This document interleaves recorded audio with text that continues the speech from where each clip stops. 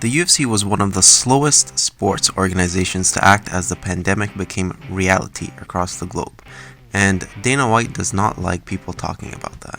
We're moving forward with all our UFC live events, but we're going to adapt to these unprecedented circumstances. Some of the events will be moved from their original host city to the UFC Apex here in Las Vegas, and unfortunately, fans may not be allowed to attend the events. He said in an Instagram live session with fighter Kamaru Usman on Thursday night, and some of the people who cover UFC are the weakest, wimpiest people on earth. Come on, think about this. Go online and look at some of these people, and this isn't a knock, this is just a fact. The weakest, wimpiest people on earth cover the biggest, baddest sport on earth. What do you expect them to say? What do you think they're going to say? And just you know, I have over 350 employees who work for me. Multi-billion-dollar companies are laying off all their employees right now. We haven't laid off one person at the UFC. But before we get started, I just wanted to let you guys know to make sure to like, comment, subscribe, and make sure you hit that notification button, ding ding ding, and make sure you check out our other Lingo Sports videos. We have a ton of NBA videos, we have some more UFC videos, and always you can watch our reactions. Listen, my thoughts on this is that half of what Dana says we know is bullshit.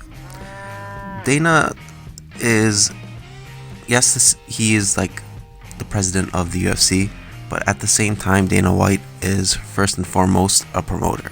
He's going to do what's in the best interest of the UFC to make it more marketed. If we think about this right now, there's no other sports organization that can really run at this time with the coronavirus pandemic. So this is actually a really good time for Dana White and the UFC to start doing more fights and getting all that attention. Because right now, there's not really anyone that is watching any sports because there's no sports. Now, one of the best things that I think that will happen from this is that yes, there are three cards that were postponed, but we know that the UFC does have a bit of a problem where people think that a lot of the events and cards are watered down. Now, what do you think is going to happen with all of these main cards? They're going to go on to the next cards, right? And we're going to see a lot more stacked cards. So we might even see Tyron Woodley versus Leon Edwards and the Francis Ngannou and Rosenstrike and all those other main card events all into one card.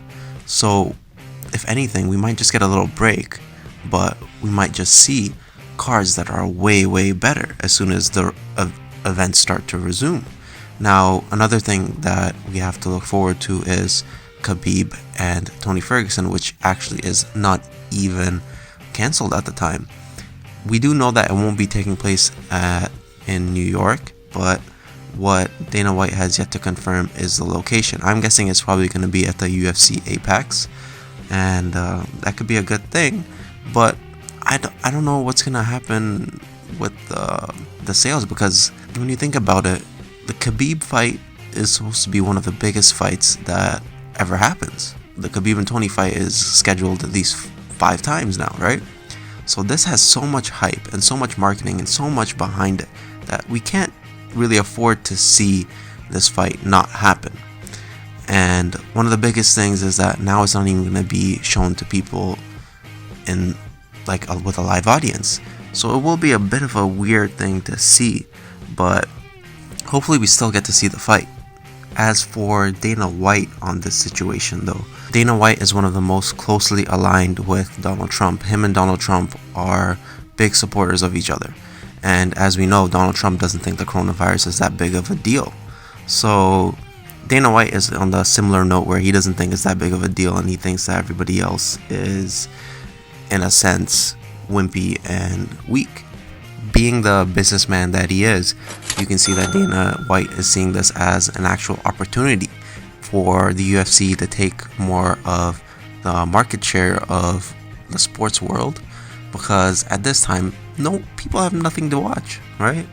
So as I was mentioning before, the UFC is going to be in a perfect position to show everybody what they have to offer. And especially if you keep that Khabib and Tony fight, you can bet that everybody's going to be watching and staying tuned.